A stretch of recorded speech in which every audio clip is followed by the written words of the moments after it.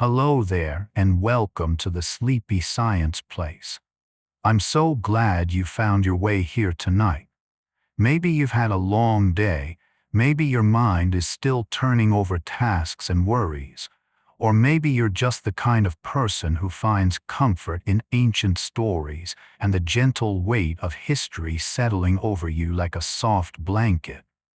Whatever brought you here, you're exactly where you need to be. Tonight, we're traveling together to a place where the desert meets the stars, where time moves differently, measured not in minutes but in millennia. We're journeying to ancient Egypt, that golden land of pyramids and pharaohs, of river and sand, of mysteries carved in stone and painted on temple walls. There's something deeply soothing about ancient Egypt, isn't there? Perhaps it's the way those civilizations moved with the rhythms of the Nile, rising and falling like breath itself. Or maybe it's knowing that thousands of years ago, people looked up at the same stars we see tonight and wondered about the same eternal questions. As you settle in, let yourself sink a little deeper into your pillow. Adjust your blanket if you need to. There's no rush tonight, no pressure to stay awake for every word. In fact, I hope you drift off somewhere along the way, carried on stories of lotus flowers and golden masks, of scribes and sacred cats, of a civilization that understood something profound about balance, beauty, and the passage of time. Before we begin our journey down the Nile, if you're enjoying this gentle voyage into history, consider subscribing to our channel and perhaps leaving a like. It helps others find these peaceful moments too. But truly, the only thing that matters right now is your comfort and your rest. So take a deep breath in, let it out slowly, and let's walk together through the sands of time, where every fact is a stepping stone toward sleep, and every image a doorway to dreams. Ancient Egypt awaits, patient as it has been for thousands of years, ready to share its wonders with you in the softest whisper. The Nile River flows northward through Egypt like a thread of life through golden fabric, and this unusual direction made ancient Egyptians see their world differently from other civilizations. While most rivers flow toward the equator, the Nile flows away from it, creating a geography where upstream meant south and downstream meant north. This gentle reversal shaped Egyptian language, art, and thought. They called the fertile black soil along the riverbanks Kemet, meaning black land, while the lifeless desert beyond was Deseret, the red land. Every year, the river would rise in a flood that ancient people came to see as a blessing, not a disaster. The waters would crest over the banks, spreading rich silt across the fields like a gardener spreading compost. Then, with perfect timing, the river would recede, leaving behind soil so fertile that Egypt became the breadbasket of the ancient world. Imagine living by a river you could set your calendar to, a river that nourished rather than destroyed, that came and went with such reliability that you built your entire civilization around its rhythm. The Nile wasn't just water to the ancient Egyptians. It was time itself, flowing eternal and patient, just like your breath flowing in and out as you rest here now, carried along by something larger than yourself. The ancient Egyptians didn't fight against the flooding of the Nile or try to control it with the anxious engineering we might employ today. Instead, they developed a beautiful system called basin irrigation, where they would direct the floodwaters into carefully designed basins and fields, letting the river do what it wanted to do naturally. They built low mud walls and channels, gentle suggestions rather than commands, guiding the water the way you might guide a thought towards sleep rather than forcing it. This approach meant they worked with nature's rhythms instead of against them, conserving energy, staying calm, trusting in the patterns they'd observed for generations. In these basins, the water would sit for weeks, depositing its gift of silt before draining away, leaving behind fields ready for planting. There was no rush, no frantic race against time. The river came every year around the same time, as dependable as sunrise, and the people simply prepared, waited, and received. It's a lovely way to think about rest, isn't it? Not forcing, not controlling, just preparing a space and allowing what needs to come to arrive in its own time, trusting that nourishment will come.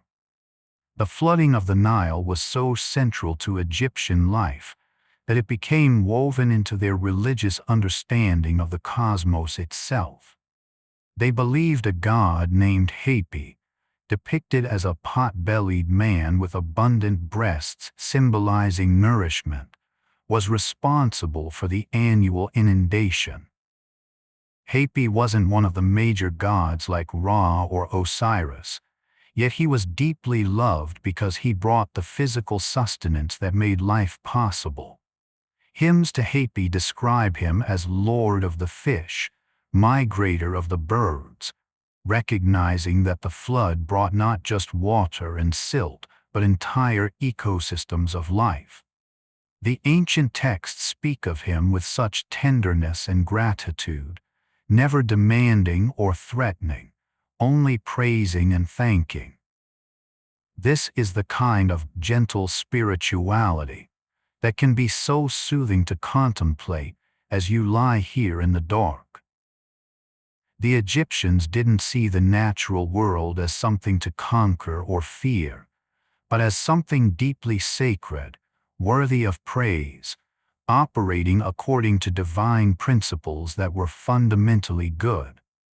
During the flood season, called Akhit, farmers couldn't work their fields, so this became the time when many would labor on the great monuments, the pyramids and temples that still stand today. It wasn't slave labor as old Hollywood films suggested, but rather a form of national service, a way of contributing to something eternal during the months when the fields were underwater and regular work was impossible. The ancient Egyptian calendar reflected this intimate relationship with the Nile's rhythms, divided into 3 seasons that followed the river's cycle, rather than arbitrary astronomical divisions. First came Akhit, the inundation, lasting 4 months from roughly June to September, when the river swelled and covered the fields. Then Parit, the growing season, another 4 months when the waters receded and crops sprouted in the rich earth. Finally Proit, the harvest season, when the grain was gathered before the cycle began again. Each season contained 4 months of exactly 30 days, with 5 additional days added at the year's end, days considered outside normal time, slightly magical and dangerous, when the boundaries between worlds grew thin. This calendar meant that time itself was measured by natural cycles rather than abstract mathematical divisions. You didn't need to consult complex charts or calculations.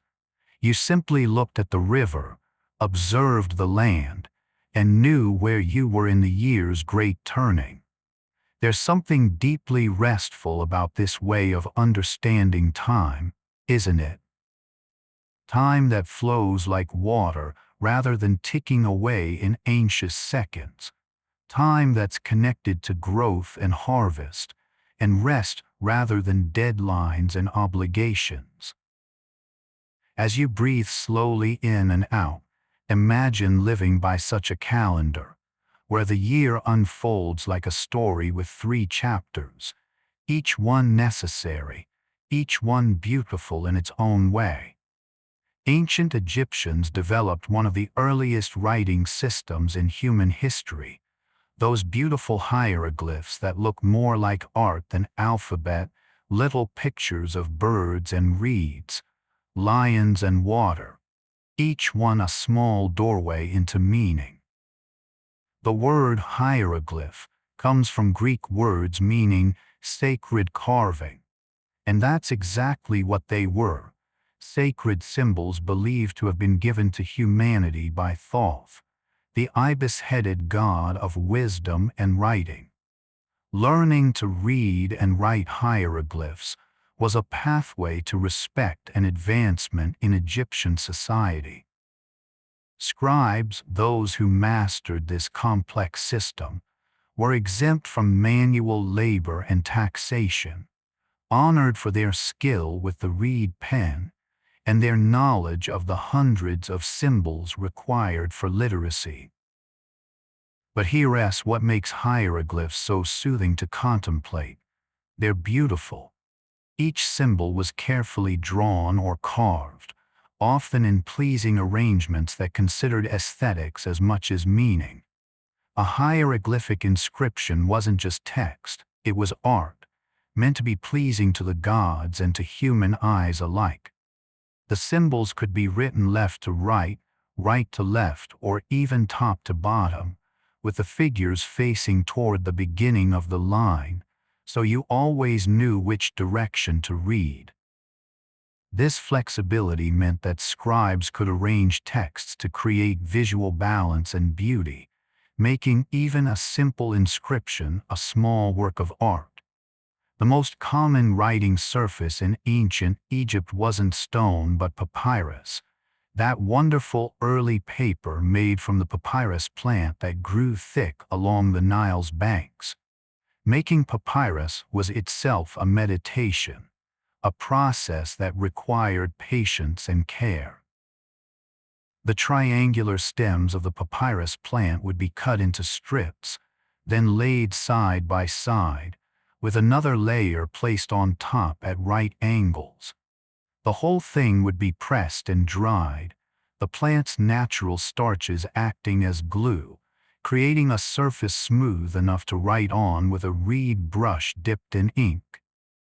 Imagine the quiet work of making papyrus, the repetitive motions, the waiting for it to dry, the satisfaction of a sheet well made.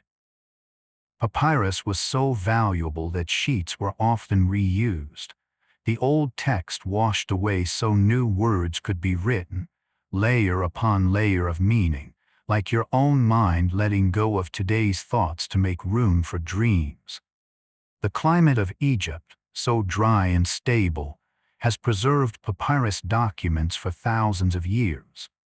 We can read letters written by ordinary people, shopping lists, love poems, medical prescriptions, all survived by the desert's gentle preservation. In your own life, what would you want preserved? What small moment or thought or feeling? As you drift toward sleep, imagine your worries written on papyrus, then gently washed away by time and the Nile, leaving a clean surface ready for tomorrow's gentle stories. The pyramids stand as perhaps the most iconic symbols of ancient Egypt, those geometric mountains rising from the desert, tombs and temples and mathematical marvels all at once. But here's something soothing to know. They weren't built quickly or frantically. The Great Pyramid of Khufu, the largest of all, took approximately 20 years to complete, possibly longer. 20 years of steady work, stone upon stone, each massive block carefully shaped and positioned, teams of workers coordinating their efforts across decades. There was no rushing such a project, no cramming or all-nighters. Just patient, persistent effort day after day, generation after generation sometimes, building something meant to last forever. The pyramids were built during the Old Kingdom, a period called the Age of the Pyramids, when Egypt was wealthy, stable, and unified. This stability itself is calming to contemplate. A civilization so secure that it could dedicate enormous resources to projects that wouldn't be finished for decades, that might not serve any immediate practical purpose, but rather spoke to deep beliefs about eternity, the soul, and the journey after death. Each pyramid was part of a larger complex including temples, causeways, and smaller pyramids for queens, all laid out according to precise astronomical alignments and sacred geometry. The pyramids weren't isolated monuments but the centers of entire communities, with workers' villages, bakeries, breweries, and workshops surrounding them. Archaeologists have found these workers' villages and learned that the people who built the pyramids were well fed and cared for, receiving medical treatment when injured, buried with respect when they died. They weren't slaves but skilled laborers, farmers working during the flood season, and permanent staff who lived year-round in these communities. Evidence shows they ate well, beef, fish, bread, and beer in quantities that indicate they were valued workers doing important work. Graffiti left by the work gangs gives us glimpses of their personalities and pride. Teams had names like Friends of Khufu and Drunkards of Menkora, showing humor and camaraderie alongside the backbreaking labor. Imagine being part of such a team, working alongside friends and family, knowing that what you built would still be standing thousands of years in the future, long after your name was forgotten but your work remained. There's something beautiful about labor that's not for immediate reward but for legacy, for contributing to something so much larger than one lifetime. As you rest now, you're part of humanity's long story too, connected backward to those pyramid builders and forward to people thousands of years from now, all of us breathing the same air, looking at the same stars, seeking the same rest at day's end. The Sphinx, that mysterious creature with a lion's body and a human head, guards the pyramids at Giza with eternal patience. Carved from a single massive outcrop of limestone, the Sphinx has sat in the same position for approximately 4,500 years, watching the sun rise and set, empires rise and fall, the desert slowly burying it, and then revealing it again across the centuries. The Sphinx faces due east, greeting the sunrise each morning, aligned with the spring equinox. For much of its existence, the Sphinx was buried up to its neck in sand, with only its head visible, giving it an even more mysterious appearance. Various rulers attempted to clear the sand away. One pharaoh even recorded his dream in which the Sphinx spoke to him, asking to be freed from the desert that covered it. There's something deeply restful about the Sphinx's existence, isn't there? Such perfect stillness, such monumental patience, no rushing, no anxiety, just eternal presence. It doesn't need to do anything or prove anything or accomplish anything. It simply is, has been, and will continue to be long after we're all gone. The Sphinx reminds us that some things endure not through frantic effort but through simple, solid existence, through being exactly what they are without apology or alteration. Ancient Egyptians had a complex and beautiful understanding of the soul, believing that each person was composed of several distinct elements, not just a simple body and spirit duality. There was the Ren, your name, which needed to be preserved and spoken aloud to keep you alive in memory. There was the Shu, your shadow, which was somehow part of you even when separated. The ba was often depicted as a human-headed bird, representing personality and the ability to move between worlds. The ka was your life force, the vital energy that animated you, which required offerings of food and drink even after death. And the ib was your heart, the seat of emotion and thought, which would be weighed against the feather of ma in the afterlife to judge your worthiness. This multiplicity of self is actually quite soothing when you think about it. You're not just one thing, one simple identity that can be easily defined or confined. You're many things at once: your name and reputation, your shadow and substance, your personality and life force, your emotions and thoughts, all interconnected but distinct, all valuable, all real. As you lie here in the darkness, you might feel different parts of yourself settling at different rates. Perhaps your body is tired but your mind still active, or your emotions calm but your physical self still tense. That's okay. You're multiple things and they don't all have to move in perfect unison. Let each part of yourself find its own path toward rest, like the different elements of the Egyptian soul, all part of you but each with its own nature. The process of mummification, while sometimes presented as macabre, was actually a profound act of love and care, preparing the deceased for eternal life with meticulous attention and sacred ritual. The process took about 70 days, the same amount of time that Sirius, the star associated with Isis, disappeared from the night sky before its heliacal rising. This timing wasn't coincidence but sacred synchronicity, connecting the preservation of the body with the cycles of the heavens. The embalmers were priests who performed rituals while they worked, reciting prayers and spells, treating the deceased with reverence and gentleness.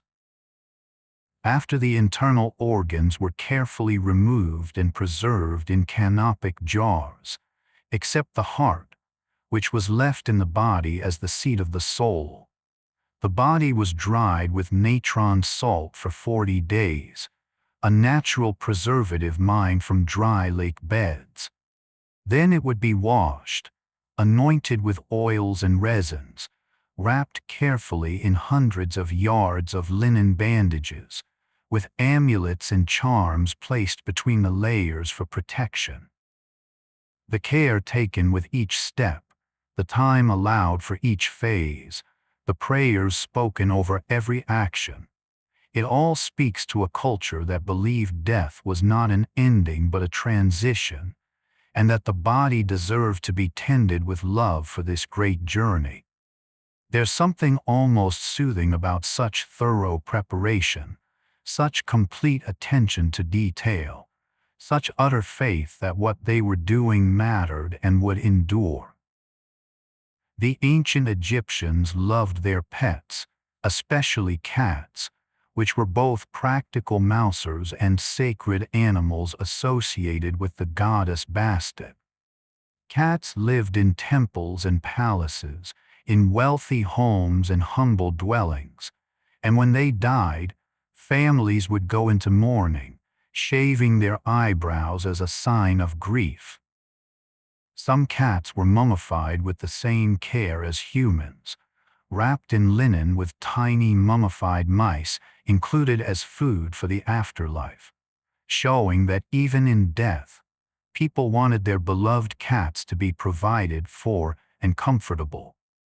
Archaeological sites have yielded entire cat cemeteries with thousands of mummified cats, each one representing someone's beloved companion, someone who couldn't bear to let their friend go without ensuring they had what they needed for eternity. Dogs were also cherished, given names like Brave One or Good Herdsman, and they too were sometimes mummified and buried with ceremony. There are ancient letters where people mention their pets with obvious affection, ask about them when away from home, mourn them when they die. This continuity of love across thousands of years is wonderfully comforting. People have always loved their animal companions, worried about them, wanted them to be happy and safe. Your own capacity for love and care connects you to countless humans across time, all of us sharing this tender vulnerability, this opening of the heart to creatures who depend on us and bring us joy. As you rest, if you have a pet nearby, their gentle presence is part of an ancient tradition of interspecies companionship and love. Egyptian homes were designed for comfort in the desert climate, with thick walls made of mud brick that kept interiors cool during the day and warm at night, with small windows placed high to minimize heat while maximizing ventilation. Wealthier homes had courtyards with pools or gardens, creating shaded oases in the midst of the desert heat. Furniture was relatively sparse by modern standards but beautifully crafted. Low beds, stools, small tables, woven reed chairs. Beds often had a slightly angled design, raising the head, a position we now know is conducive to better sleep and breathing. They didn't have soft mattresses, but rather woven reed mats, which sounds uncomfortable until you remember the climate. In such heat, a firm, breathable surface is actually more comfortable than something soft and heat-trapping. Pillows were made of wood or stone, carved in a curved shape to support the neck while keeping the elaborate hairstyles and wigs intact. Again, sounds uncomfortable to us, but in their context, this design allowed air to circulate around the head and neck, preventing overheating. The ancient Egyptians understood comfort not as softness but as coolness, airflow, and cleanliness. Their homes were swept daily, belongings kept organized and minimal, walls often painted white to reflect heat and light. There's a lesson here about rest and comfort.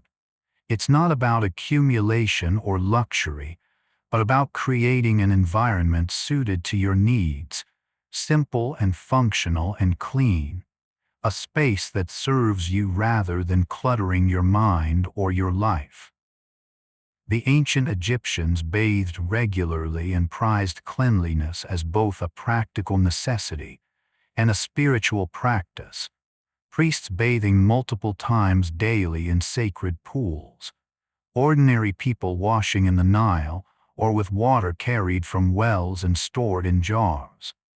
They made soap from vegetable oils and salts, developed early deodorants from ground carob pods and incense, created toothpaste from crushed eggshells and pumice to keep their teeth clean and breath fresh. Cosmetics weren't vanity but hygiene and health. The famous black kohl eyeliner worn by both men and women served practical purposes. It reduced glare from the intense sun, kept flies away from the eyes, and contained antimicrobial properties that protected against eye infections, which were common in the dusty, sandy environment. Green eyeshadow made from malachite and black from galena weren't just beautiful but medicinal. Women and men also used red ochre as blush, henna to dye their hair and nails, and various oils to protect their skin from sun and wind. The application of cosmetics was a daily ritual, a moment of self-care and preparation, perhaps even meditation. Imagine starting each day by carefully lining your eyes, not rushing, taking time to care for yourself, to protect your body, to face the day with intention and beauty. These weren't frivolous acts but essential ones, combining health, spirituality, and aesthetics into a unified practice. As you lie here ready for sleep, perhaps you've done your own evening rituals, washing your face, brushing your teeth, putting on comfortable clothes. These small acts connect you to humans across time, all of us preparing ourselves for rest, taking care of these bodies that carry us through our days. Beer was the national beverage of ancient Egypt, consumed by adults and children, rich and poor, living and dead. Jars of beer were left at tombs as offerings. But Egyptian beer wasn't quite like modern beer. It was thick and nutritious, more like liquid bread, often consumed through a straw to filter out bits of grain. Beer was typically made by women in homes or in larger breweries attached to temples and palaces. Partially baked bread would be crumbled into water with dates for sweetness, then left to ferment naturally from yeasts in the air. The result was mildly alcoholic, full of calories and nutrients, safer to drink than water in many cases, and part of daily rations for workers. Brewing beer was so important that the goddess Hathor was sometimes called the mistress of drunkenness, and there was actually a festival in her honor where people were encouraged to drink, dance, and celebrate to the point of intoxication, as a form of worship. This wasn't debauchery but religion, a recognition that joy and pleasure and occasionally losing control were part of human experience and worthy of sacred attention. The Egyptians understood that life needed both discipline and release, order and celebration, work and rest. They built this balance into their culture rather than pretending one side didn't exist or condemning it as weakness. There's wisdom in this, isn't there? Permission to rest doesn't have to be earned through suffering. Joy doesn't have to be justified. Sometimes celebration is itself a sacred act. Bread was the other staple of the Egyptian diet, made from emmer wheat or barley, baked in dozens of different shapes and varieties. There were fine white breads for the wealthy, hearty dark breads for workers, sweet breads flavored with honey or dates, breads with herbs or spices, breads shaped like animals or geometric forms for offerings. The process of making bread was labor-intensive.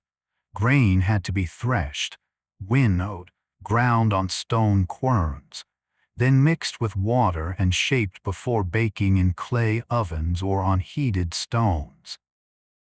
Yet this was daily work, women gathering to grind grain together, the rhythmic sound of stone on stone, the smell of baking bread filling neighborhoods each morning. The Egyptians had such love for bread that it appears constantly in their art and writing. Loaves of bread stacked on offering tables, the hieroglyph for bread used in words related to food, sustenance, and offering. In the tale of Sinu, a homesick Egyptian abroad, one of the things he longs for most is Egyptian bread. This cultural love of bread speaks to something fundamental: the deep satisfaction of simple things done well, basic foods prepared with care, the daily rhythms that structure life and create community. Tonight, as you rest, you don't need elaborate entertainment or complex stimulation. Like fresh bread and good beer, rest is fundamental, simple, necessary, and enough. Your body knows what it needs, knows the satisfaction of basic needs met, knows the rightness of this moment of stillness and release. The Egyptians developed sophisticated medical knowledge, documented in papyri that reveal their understanding of anatomy, disease, surgery, and treatment. The Edwin Smith Papyrus, likely written around 1600 BCE but copying earlier material, describes 48 surgical cases from head to toe, including skull fractures, spinal injuries, and broken bones, with remarkably rational descriptions of symptoms, diagnosis, and treatment. The Ebers Papyrus contains over 700 magical formulas and remedies for conditions ranging from asthma to crocodile bites. Egyptian doctors were specialists. There were dentists, eye doctors, doctors for the belly, doctors for mysterious ailments, and they were highly respected, with some achieving international fame. Foreign kings would request Egyptian doctors for their courts. What's soothing about Egyptian medicine is its blend of practical and spiritual, the recognition that healing involves body, mind, and soul. A treatment might include a poultice made of herbs and honey, genuinely effective, combined with an incantation asking for divine intervention. Modern medicine would separate these approaches, call one real and one superstition. But the Egyptians understood that belief and hope and meaning are part of healing, that treating a person isn't just addressing symptoms, but caring for a whole human being with fears and faith, and a need to understand what's happening. They knew that a doctor's calm confidence, soothing words, and ritual actions could themselves be medicine, reducing anxiety, promoting hope, helping the body's own healing capacities engage. Rest, too, is medicine. The sleep you're moving toward is healing work, your body's chance to repair and restore, your mind's opportunity to process and integrate. Let yourself receive this medicine of rest, as natural and necessary as any herb or incantation. Gardens were precious in Egypt, oases of green in the desert, carefully tended with water carried from the Nile or wells, planted with shade trees, flowers, vegetables, and herbs. The wealthy had extensive gardens with rectangular pools stocked with fish and lotus flowers, rows of date palms and sycamore figs, grape arbors and flower beds, all laid out in orderly, pleasing arrangements. Even more modest homes might have a small courtyard with a tree or two, a few plants in pots, whatever green could be coaxed from the dry soil with precious water. Gardens appear constantly in Egyptian art, always shown from above as if the gods are looking down, with pools painted blue and trees shown in profile around the edges. They're depicted as perfect, ordered, peaceful places, symmetrical and balanced.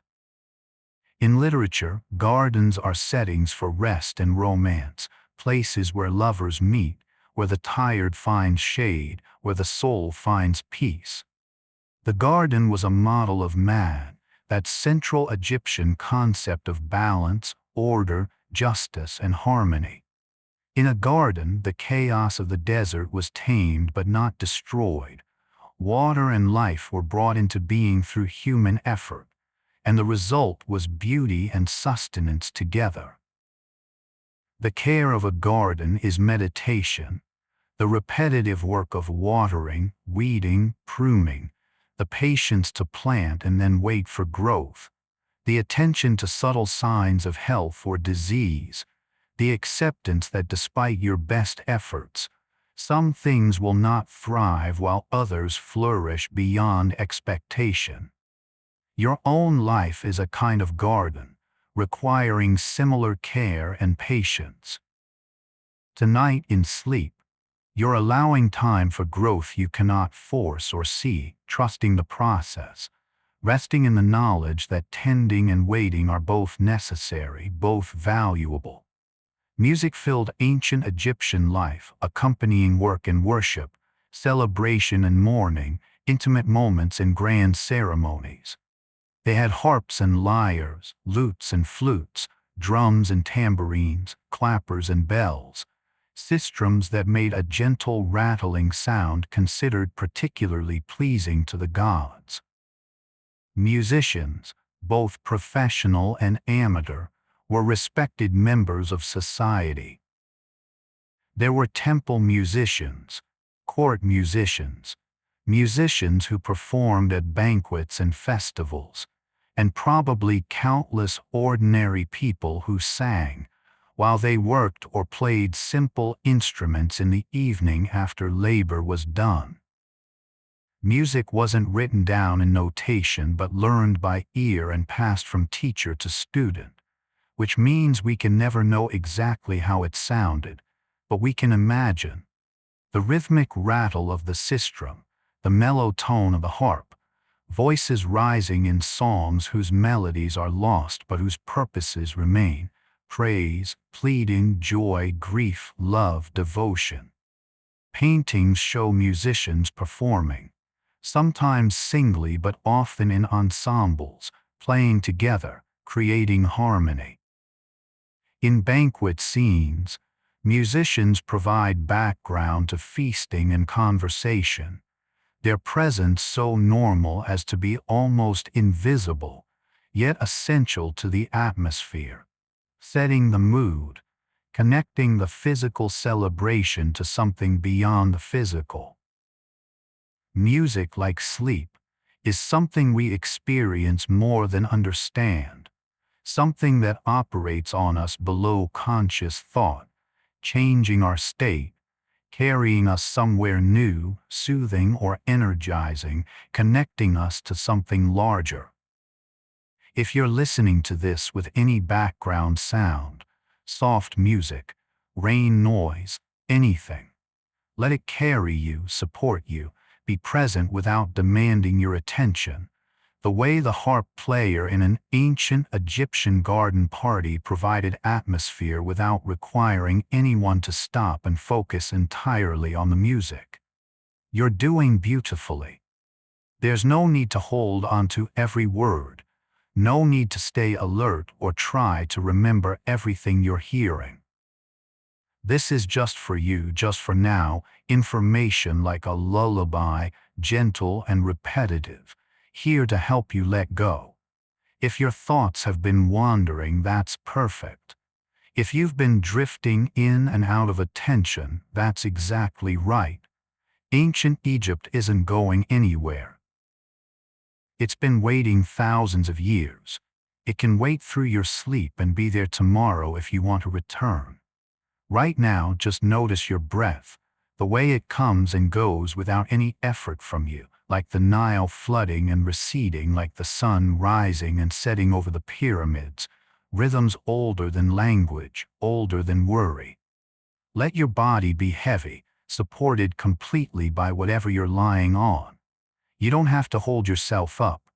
You're safe and still, and the only thing you need to do is rest. Ancient Egyptians had a rich tradition of love poetry, some of the oldest love poems in human literature, verses that express longing and desire, joy and heartache, in language that still feels immediate and true across the thousands of years since they were written. These poems were sometimes written on papyrus or ostraca, broken pieces of pottery used as scrap paper, suggesting they were copied and shared, read and cherished, not just formal literature but genuine expressions of feeling that people wanted to keep and revisit. The poems often use nature imagery. The beloved is compared to flowers, to the sistrum sound, to the first taste of beer, to a garden, to the north wind bringing coolness. The speaker describes physical longing, rapid heartbeat, inability to focus on work, loss of appetite, in terms anyone who has ever loved will recognize. My heart flutters hastily when I think of my love of you. It lets me not act sensibly. It leaps from its place. It lets me not put on a dress nor wrap my scarf around me. In another poem, the speaker says their beloved is like medicine. To hear her voice is pomegranate wine, I live from hearing it. Each look with which she looks at me sustains me more than food or drink. These aren't abstract or distant. They're immediate, physical, vulnerable, honest. The Egyptians understood that love and desire are fundamental human experiences, worthy of artistic expression, not something to hide or be ashamed of, not something that makes you weak or foolish. To love is to be fully human, and they celebrated that truth in poems that have outlived the empires and the cities, the bodies and the buildings, but not the feeling itself, which remains constant, connecting us across time's vast distance. As you rest, perhaps you hold someone in your heart, or perhaps you're simply learning what it is to be gentle with yourself, which is also a kind of love. The concept of Ma was central to Egyptian thought, a word that means truth, balance, order, justice, harmony, and proper conduct all at once, not distinct ideas but aspects of the same fundamental reality. Ma was personified as a goddess, depicted as a woman with an ostrich feather on her head, that same feather against which the heart would be weighed in the afterlife.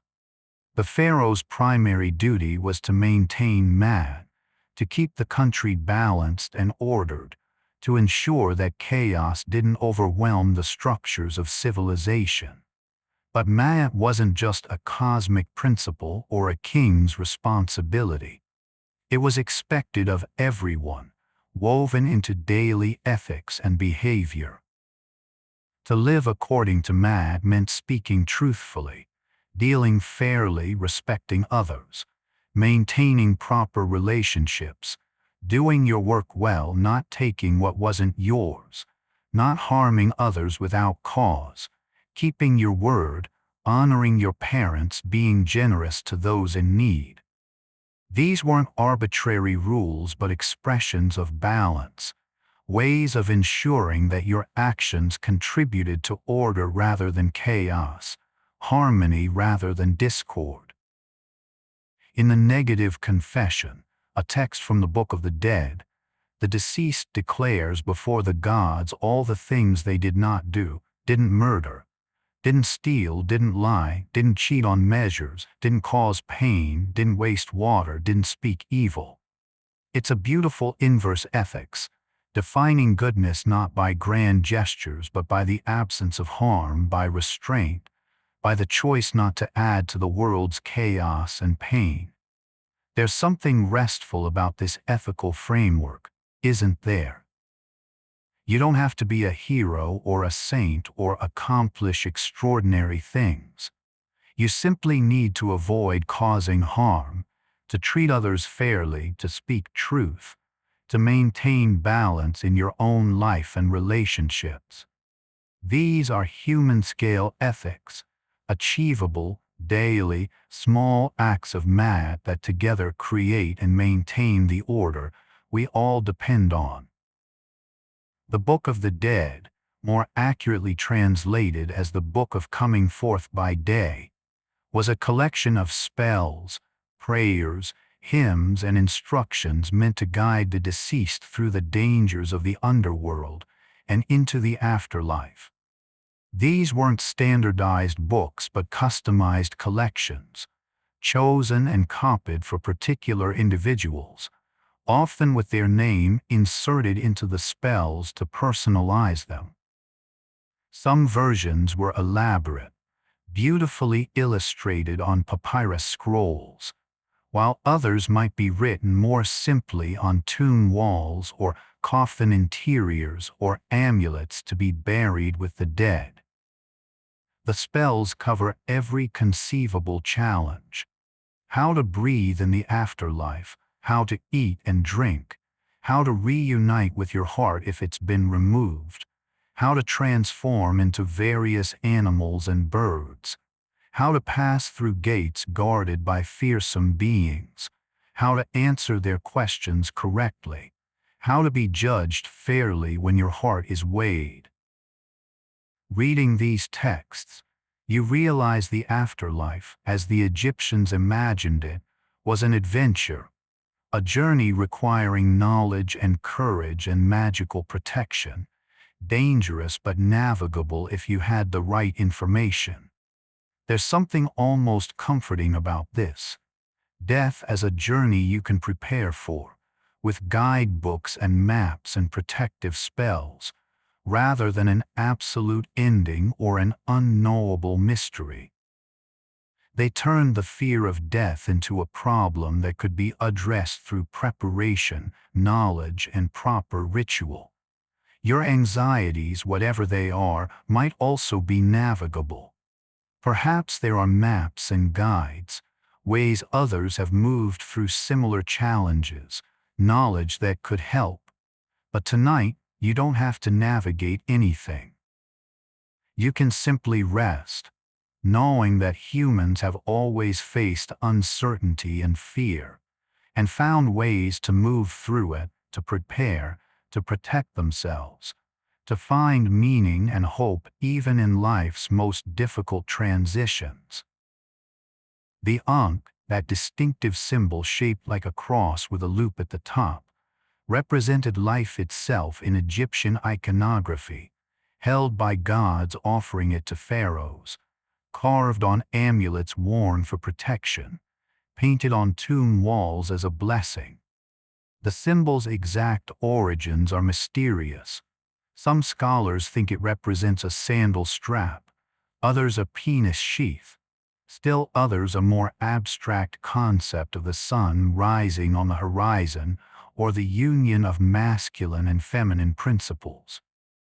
Whatever its origin, its meaning became clear and consistent. Life, vitality, breath, the animating force that distinguishes living from dead, growing from static. Gods are often depicted holding the Ankh by its loop, offering it toward the nose or mouth of the pharaoh, as if giving the breath of life itself. In some images, streams of Ankhs pour down like rain, a visual representation of life as abundant, flowing, generous, something the gods give freely. This is a radically different conception from ideas of life as something you have to earn or deserve, something scarce and competitive. For the Egyptians, at least in their ideal representations, life was a gift, offered by the divine realm, received and sustained by proper action, but fundamentally given, not achieved. You didn't have to prove your worth to deserve to breathe. You were alive because the gods willed it, offered it, sustained it. There's deep rest in this idea, isn't there? Your life isn't something you have to constantly justify or defend or earn. It simply is, a gift, here and now, in this moment of breath and heartbeat, requiring nothing of you right now except that you receive it, accept it, rest in it. Scarabs, those small beetle-shaped amulets, were powerful symbols of transformation and rebirth, inspired by the dung beetle's peculiar behavior. These beetles roll balls of dung across the ground, lay their eggs inside, and the larvae eventually emerge from the ball as if being born from nothing. To the ancient Egyptians, this was a perfect natural symbol for the sun god Ra rolling the sun across the sky each day, and for the process of death and rebirth they hoped to experience in the afterlife. Scarabs were carved from stone, often green stone like turquoise or malachite to represent life and growth, and inscribed on the flat bottom with hieroglyphic texts, protective spells, or the owner's name. They were worn as jewelry, set into rings, or placed over the heart of the mummy as protection in the afterlife. The heart scarab, larger than decorative versions, bore a spell from the Book of the Dead, asking the heart, not to testify against its owner during the judgment, not to reveal any wrongs that might tip the scales away from mad. This is a fascinatingly human touch, isn't it? Even as they believed in cosmic justice and divine judgment, they also hedged their bets with magical protection, asking their own hearts to be kind to them, not to betray their secrets. It's a recognition that we're all flawed, all carrying things we're not proud of, and sometimes what we need isn't harsh judgment but mercy, forgiveness, a second chance. The scarab represents not just physical rebirth, but the possibility of transformation, of becoming something new, of emerging from darkness and difficulty into fresh life. Each morning is a kind of rebirth, each night of sleep a small death, and each awakening a return, a chance to begin again. Tonight, as you sleep, you're undergoing your own small transformation, letting go of today, preparing to emerge tomorrow renewed, like the sun rolling back into view at dawn. The lotus flower was sacred in Egypt, associated with creation, rebirth, and the sun, its behavior mimicking the sun's daily journey. Blue and white lotuses would close at night and sink beneath the water's surface, then rise and open again with the morning sun, a perfect natural symbol for death and rebirth, darkness and light, the daily cycle that structured all of life. The lotus also grows from mud at the bottom of the Nile, sending its stem up through murky water to bloom in pristine beauty above the surface, untouched by the darkness from which it emerged. This made it a symbol of purity arising from chaos, beauty from the primordial waters, life from the undifferentiated potential of the deep. In creation mythology, the first god emerged from a lotus blossom floating on the infinite waters of Nun, the primordial ocean that existed before creation. The lotus appears everywhere in Egyptian art, in the hands of gods and humans as architectural columns, carved on furniture, worn as crowns, offered at altars. Its perfume was beloved, used in oils and perfumes. Its flowers adorned banquet guests. Its symbolism permeated religious thought. There's something deeply restful about the lotus as a symbol, isn't it? This image of something beautiful and pure that doesn't reject or transcend its origins in mud and darkness, but rather grows through them, is nourished by them, couldn't exist without them. Your own difficult or dark experiences aren't stains to be scrubbed away, but rather the rich soil from which beauty and wisdom can grow.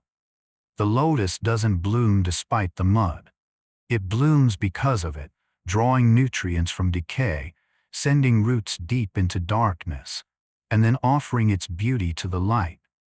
Tonight, let yourself sink like the lotus at nightfall, down into rest, into darkness, trusting that tomorrow you'll rise again, opening to the light, beautiful not despite your depths but because of them. Ancient Egyptians understood the importance of ritual and repetition, creating daily routines in temples that followed precise patterns day after day, year after year, century after century. Each morning, the high priest would enter the innermost sanctuary, break the seal on the door, light a lamp to dispel the night's darkness, and wake the statue of the god by opening the shrine doors, chanting hymns, offering prayers.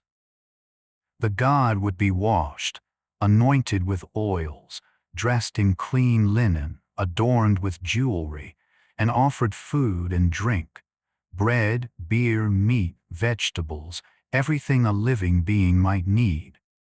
These rituals weren't empty gestures but essential maintenance of the cosmic order, ensuring that the gods remained present, satisfied, and willing to sustain man. The offerings weren't wasted.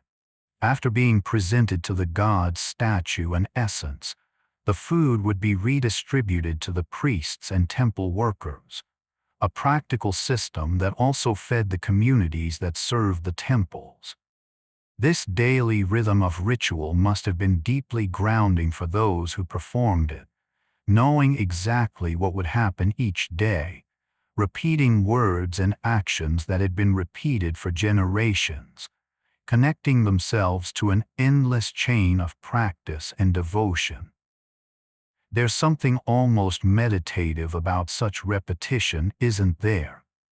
The same actions, the same words day after day, not because you've forgotten how to do it, but because the repetition itself is the point, the constancy is the meaning, the showing up is the devotion. Your own daily rituals, however simple, brushing your teeth, making coffee, saying good night to loved ones, are part of this same human impulse toward structure and meaning, creating order through repetition, finding comfort in constancy. The temples themselves were architectural expressions of cosmology, designed as models of the universe, with every element meaningful and intentional. The floor represented the earth, sometimes with plant motifs carved into the stones.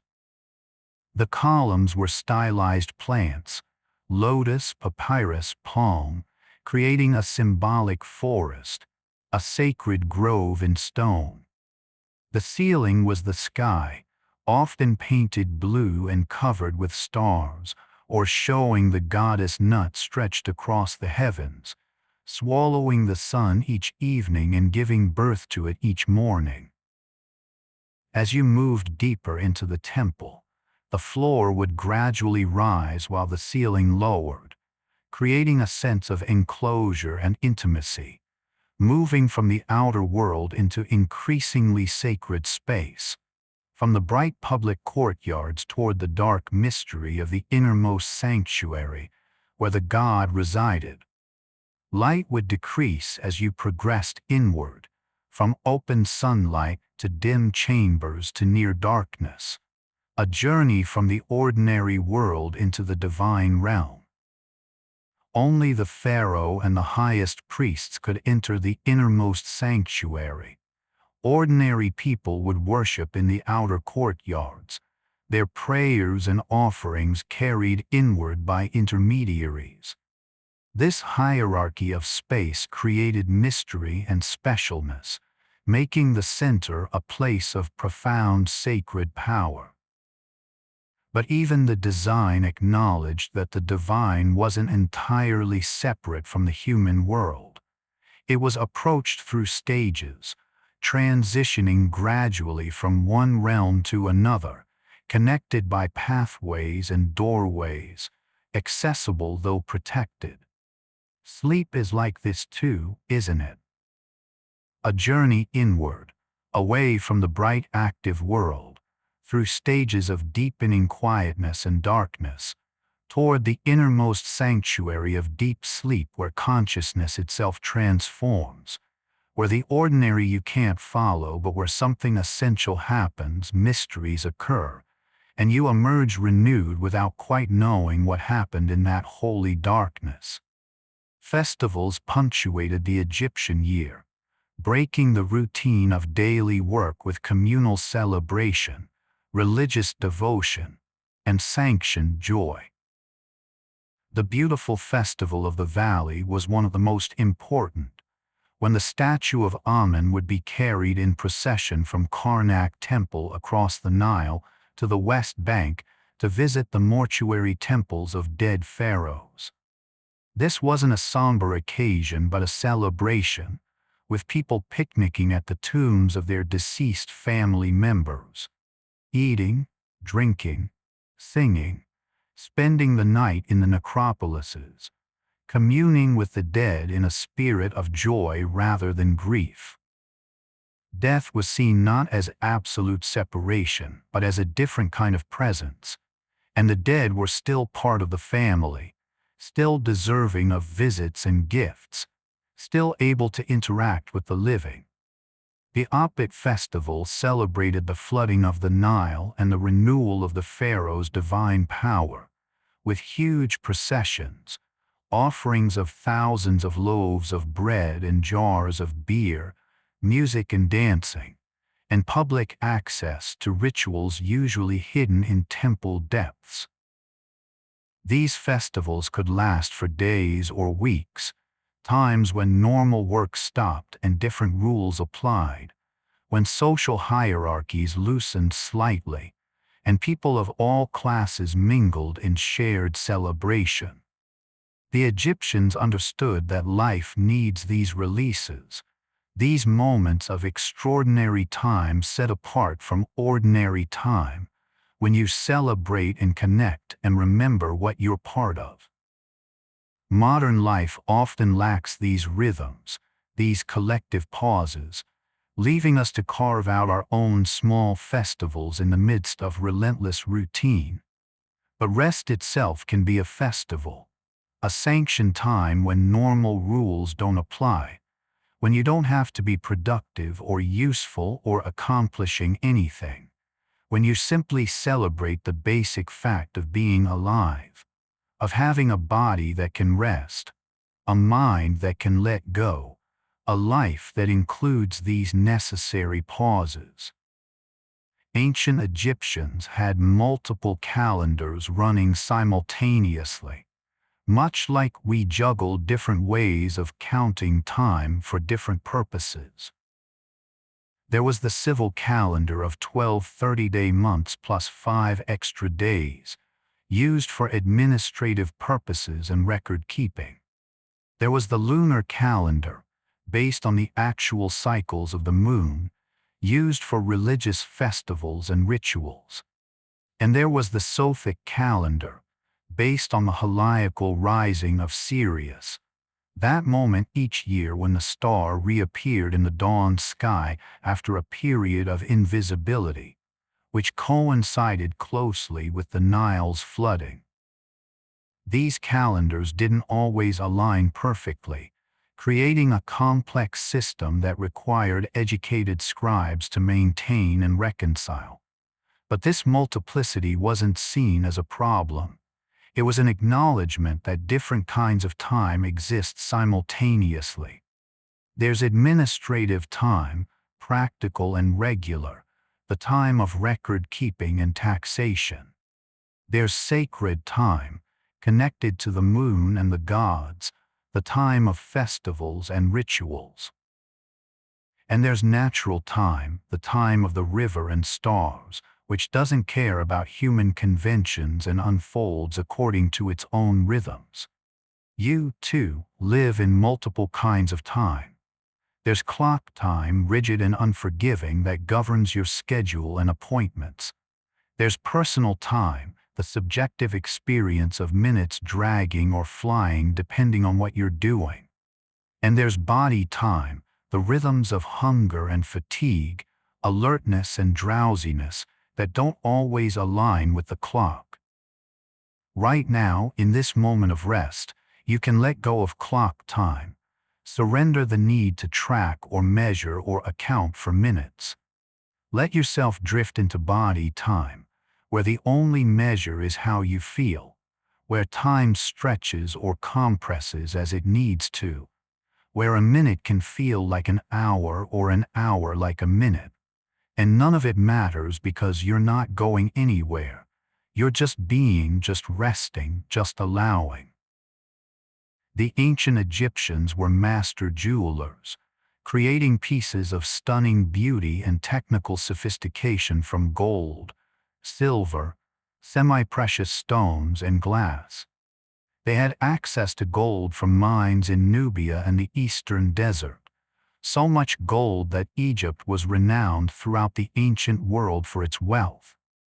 Gold never tarnishes, never decays, and this imperishability made it the perfect material for items intended for eternity, for the gods and the afterlife. The golden mask of Tutankhamun, found intact in his tomb, is perhaps the most famous piece of Egyptian jewelry, but thousands of other pieces have survived. Broad collars made of hundreds of tiny beads, bracelets, rings, earrings, diadems, belts, anklets, all crafted with incredible precision and artistry. The Egyptians were particularly skilled at granulation, soldering tiny gold beads onto a surface to create patterns, and at cloisonne, where compartments formed by gold strips are filled with inlaid stones or glass. They used lapis lazuli imported from Afghanistan, turquoise from Sinai, carnelian from the desert, obsidian from Ethiopia, amethyst from Nubia, creating jewelry that was brilliantly colorful as well as precious. But jewelry wasn't just decoration or wealth display. It was protection, power, identity, and magic. Amulets in the form of gods, symbols, and protective creatures were worn to ward off evil and bring good fortune. The jed pillar symbolized stability, the tayet knot invoked Isis's protection, the wedget eye of Horus offered wholeness and health. To wear jewelry was to surround yourself with protective magic, to carry the god's power close to your body, to declare your identity and status. There's something lovely about this idea of adornment as protection, beauty as power, decoration as meaning rather than frivolity. The care you take with your appearance, whatever form that takes, isn't vanity but a kind of self-respect, a way of honoring yourself, preparing yourself to face the world, creating a boundary between your vulnerable self and the challenges outside. Tonight, you've removed the day's armor, whatever form it took, and you're allowed to be soft, vulnerable, undefended, because this is safe space, safe time, where you don't need protection, only rest. Children in ancient Egypt were cherished and protected, called the delight of the family, and childhood was recognized as a distinct period of life with its own needs and rhythms. Babies and young children are depicted in art with a side lock of hair, naked, or in simple tunics, often with a finger to their mouth in a gesture of youth. They played with toys remarkably similar to what children enjoy today. Dolls made of wood or clay, balls made of leather stuffed with straw, spinning tops, board games, animals on wheels that could be pulled with string. Archaeological sites have yielded these toys, worn smooth by small hands thousands of years ago, evidence of play and imagination, and the universal nature of childhood across all cultures and eras. Children were educated according to their family status and occupation, with sons often following their father's trade and daughters learning the skills they'd need to manage households. But there was also formal schooling for scribes, where boys would learn to read and write through copying texts, practicing on ostraca and wooden boards, memorizing wisdom literature and mathematical problems. Education was rigorous but seen as valuable, a pathway to a better life, to respect and security. Teachers could be strict. Some papyri mention beatings for lazy students, but there was also clearly affection and pride when students succeeded. One text has a teacher saying, "A boy's ear is on his back. He listens when he is beaten." A harsh-sounding sentiment until you remember that this was simply the normal pedagogy of the time, not considered cruel but necessary. What's touching is not the methods but the underlying assumption that children are worth educating, worth the time and effort, capable of learning and growing, deserving of preparation for adult life. Every child was someone's hope for the future, someone's love made manifest. If you have children in your life, your own or others, you're part of this ancient chain of care, teaching and protecting the next generation. And you were once a child yourself, someone's hope and delight, someone's future, someone worth caring for. That child still exists within you, deserving of gentleness, of play, of rest, of being cherished simply for existing. The ancient Egyptians developed complex systems of mathematics, necessary for surveying fields after the annual flood, calculating volumes of grain in storehouses, planning architectural projects, and managing the empire's vast resources. They used a decimal system without place value, which made calculations more cumbersome than our modern system, but still functional for their needs.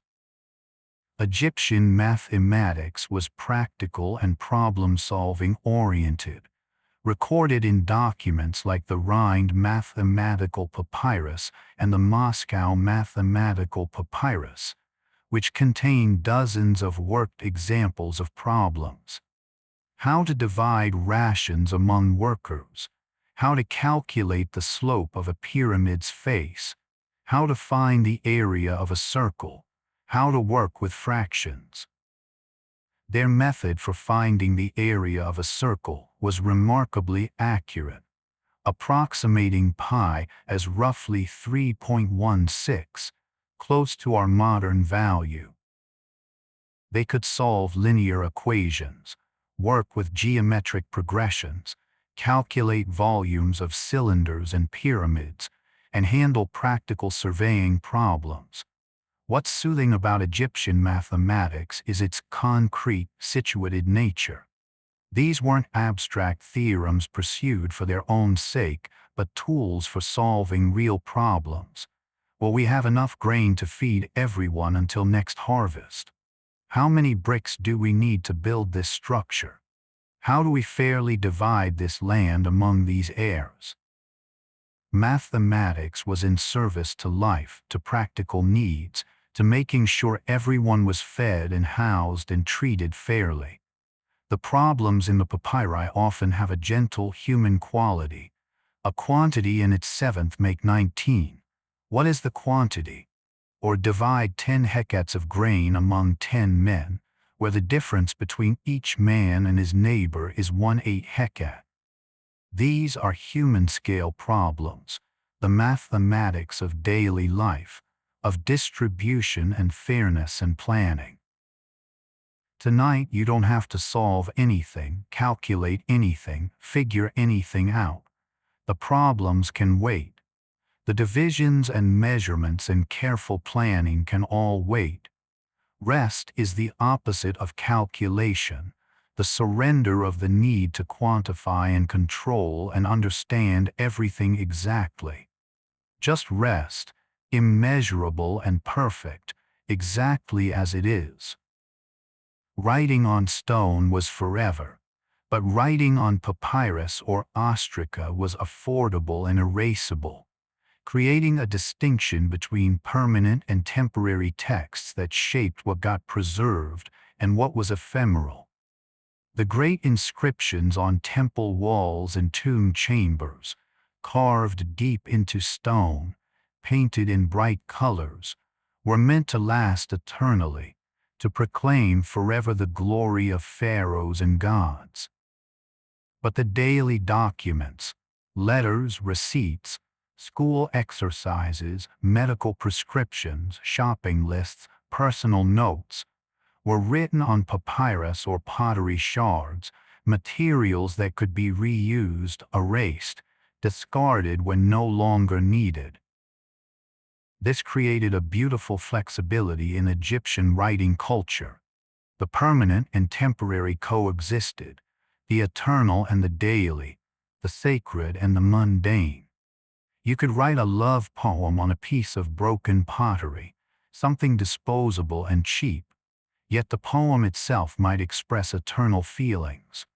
You could practice writing the same hieratic signs over and over on a wooden board coated with plaster, wiping it clean and starting again, learning through repetition without wasting expensive papyrus. The impermanence of most writing materials meant that what survives is somewhat random. Important documents on papyrus have disappeared completely, crumbled into dust, while trivial notes happen to be discarded in the right conditions and survived.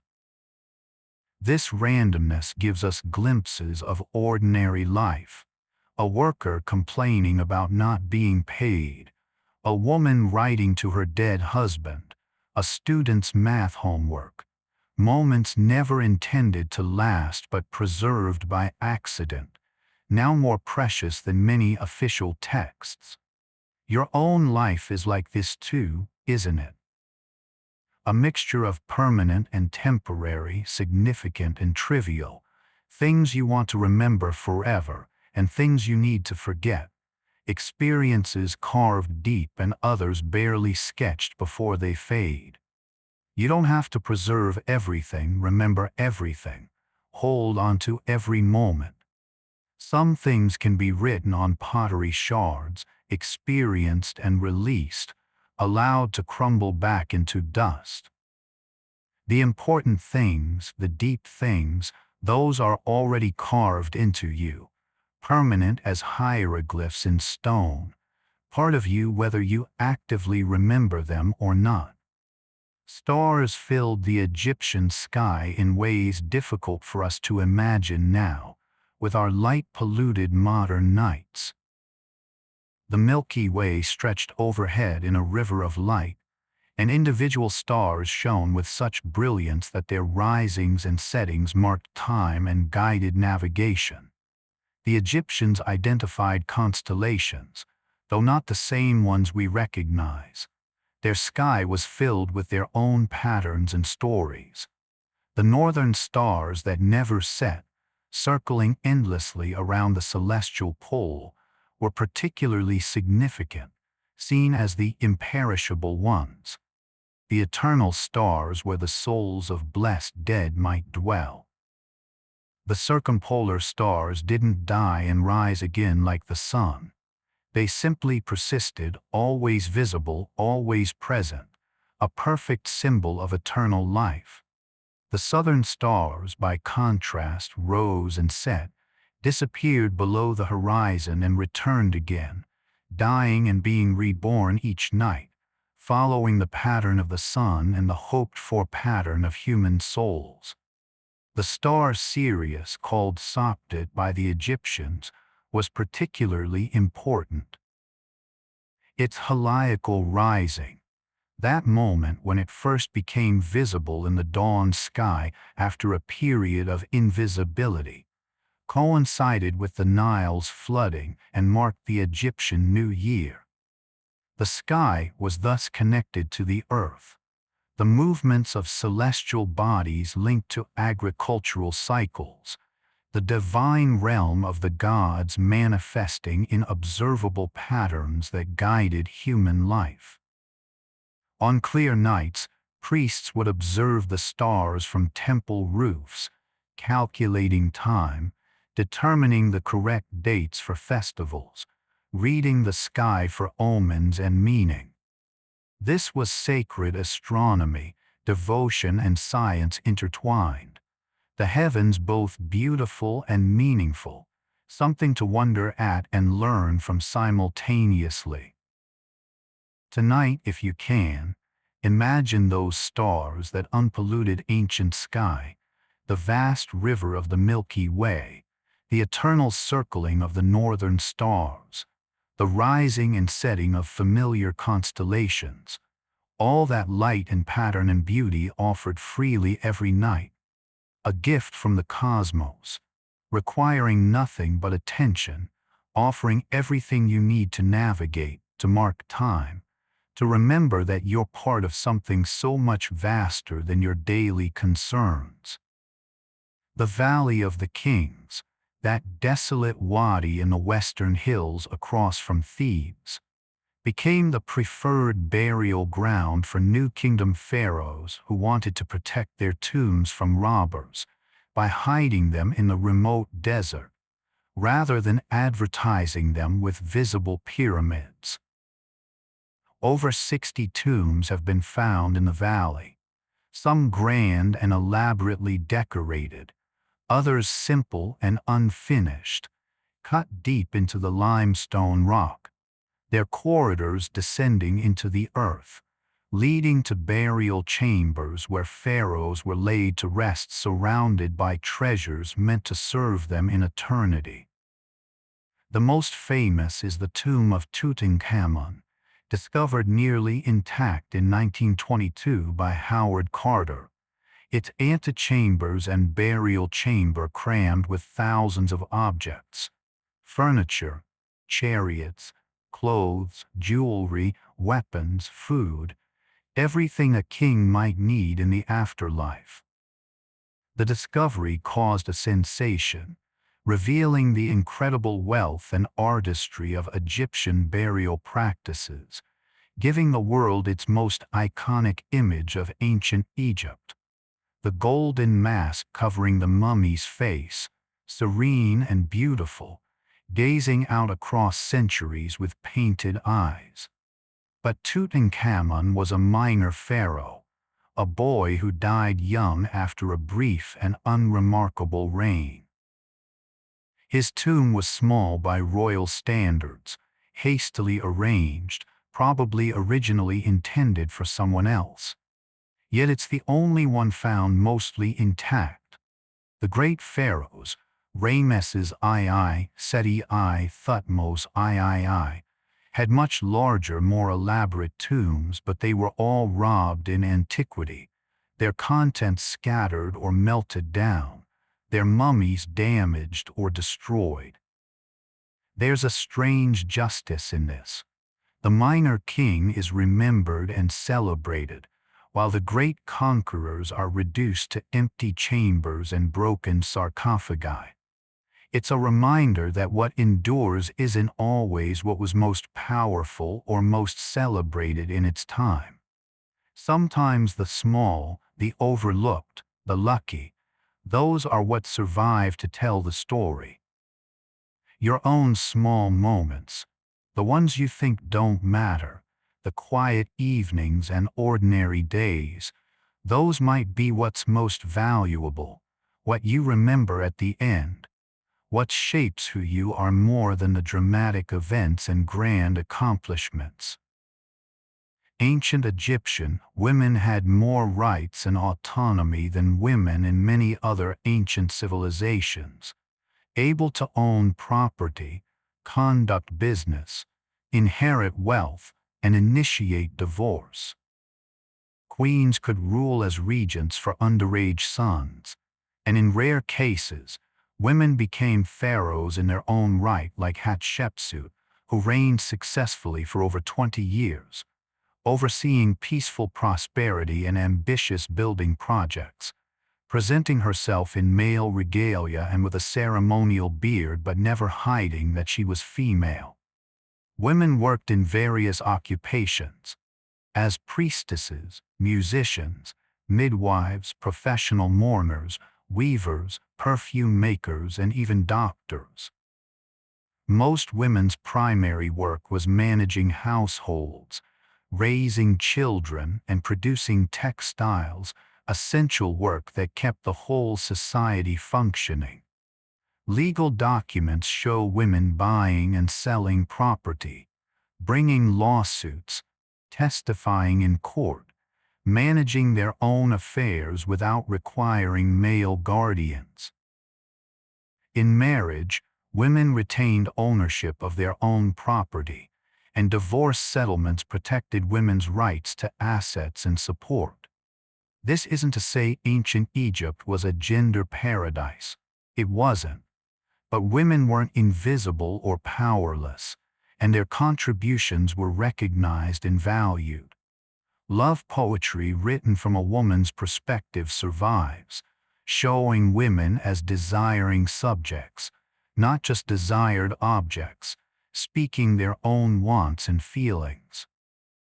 Medical papyri contain gynecological information and birth magic, acknowledging women's reproductive experiences as worthy of attention and care. Women appear in tomb paintings as participants in banquets and rituals, as family members and individuals, named and depicted with care. To be a woman in ancient Egypt was still to face limitations and dangers, but it was also to have some degree of agency, identity, and recognized humanity. For much of history, that's been far from universal. If you're a woman, you're part of a long line stretching back to those ancient mothers and daughters, wives and workers, women who lived and loved and labored and hoped for their children and managed households and participated in society as real people with real lives, not just shadows behind men. And if you're not a woman, you're descended from women who endured and survived and somehow managed to raise children in difficult circumstances, passing life forward generation after generation until it reached you. Funerary texts, painted on tomb walls and coffins, written on papyri to be buried with the dead, carved on amulets, speak constantly of transformation, the ability to become different things, to take various forms, to move between states of being. Spells allow the deceased to become a lotus flower, a phoenix, a swallow, a falcon, a snake, a crocodile, even a god. This shape-shifting wasn't metaphorical but literal in Egyptian conception. The soul needed to be able to transform, to adapt, to become what was necessary for navigating the challenges of the afterlife. If you need to cross a lake of fire, become a bird and fly over. If you need to move through narrow spaces, become a snake and slither through. If you need to reach the sky, become a falcon and soar. The emphasis on transformation suggests a worldview where identity is fluid, where you're not locked into one fixed form but contain multitudes, can become many things, can adapt and change as circumstances require. This is actually a very hopeful vision of selfhood, isn't it? You're not trapped in who you are right now. You contain the potential for transformation, for becoming something new, for adapting to what comes. The difficult feelings or situations you're in aren't permanent prison. You can transform, change, become something else when the time is right. For now, though, transformation doesn't require effort or action. Sleep itself is transformation, the daily shape-shifting you undergo every night, becoming someone whose consciousness operates differently, whose boundaries dissolve, who experiences impossible things as normal, who travels without moving, who exists in a state utterly different from waking. You're about to transform to become your sleeping self, and that's perfectly natural, perfectly safe. A magic you perform every night without trying, without thinking, just by letting go and allowing the shift to happen. How are you doing? Is your body beginning to feel heavy, your thoughts beginning to blur at the edges? That's wonderful. That's exactly what should be happening. There's no destination to reach, no particular state you need to achieve. Whatever you're experiencing right now is perfect. If sleep hasn't come yet, that's fine. It will come when it's ready, and in the meantime, you're resting, and rest is valuable all by itself. The ancient Egyptians understood that some things can't be rushed or forced, that the most important processes happen in their own time, according to their own rhythms. The Nile floods when it floods. Seeds sprout when they're ready. and sleep comes when your body and mind are ready to let go. You don't have to do anything except continue lying here, continue breathing, continue allowing yourself this time and space. Let the facts wash over you like the Nile's gentle floodwaters, nourishing without demanding, present without requiring your full attention. The ancient Egyptians believed that dreams were messages from the gods, windows into divine knowledge, and they took them very seriously as sources of guidance and warning. Dream interpretation manuals survive on papyrus, listing various dream scenarios and their meanings. If you dream of seeing your face in a mirror, it means a new life. If you dream of drinking warm beer, it means suffering will come. If you dream of uncovering your own backside, it means your secrets will be revealed. These interpretations weren't random but drew on cultural associations, puns, and symbolic connections that made sense within Egyptian thought. There were professional dream interpreters who could be consulted, and major decisions might be influenced by dreams that were seen as divine communication. The gods could visit you in dreams, speak to you, command you, warn you. Pharaohs had important dreams recorded on stele, like Thutmose IV, who dreamed the Sphinx spoke to him, asking to be excavated from the sand, promising kingship in return. The boundary between sleeping and waking, between the dream world and the physical world, was understood as permeable, with information and influence flowing both ways. Your dreams tonight, if you remember them, are your own mind's way of processing the day, working through feelings and memories, creating meaning from the chaos of experience. The ancient Egyptians would say the gods are speaking to you. Modern psychology would say your unconscious is working. Perhaps both are true in their own way. Perhaps the distinction doesn't matter. What matters is that sleep and dreams are doing important work, work you can accomplish while awake, work that happens without your conscious involvement, gifts you give yourself simply by letting go and drifting into that strange realm where logic dissolves and anything is possible. Trust the process, as the Egyptians trusted that their dreams meant something, even when the meaning wasn't immediately clear. Amulets were everywhere in ancient Egypt, small objects of protection and power worn on the body, placed in tombs, built into the foundations of buildings, hidden in the wrappings of mummies. They came in countless forms: animal shapes, deity figures, hieroglyphic symbols, abstract designs, each with its own protective or empowering quality. The wedged eye, representing the healed eye of Horus, offered protection, health, and wholeness. The jed pillar ensured stability and endurance. The tied knot invoked Isis's protective magic. The heart scarab protected the heart during judgment. Amulets of gods, bes for protection of mothers and children, tauret for safe childbirth, thoth for wisdom, sekhmet for power, allowed the wearer to carry divine presence and intervention close to their body. Materials mattered too. Lapis lazuli for divinity and protection, carnelian for life and vitality, turquoise for joy and protection, gold for imperishability. Making an amulet involved not just shaping the material, but activating it through ritual and spell, transforming an object into a vessel of power. To wear amulets was to be constantly surrounded by protective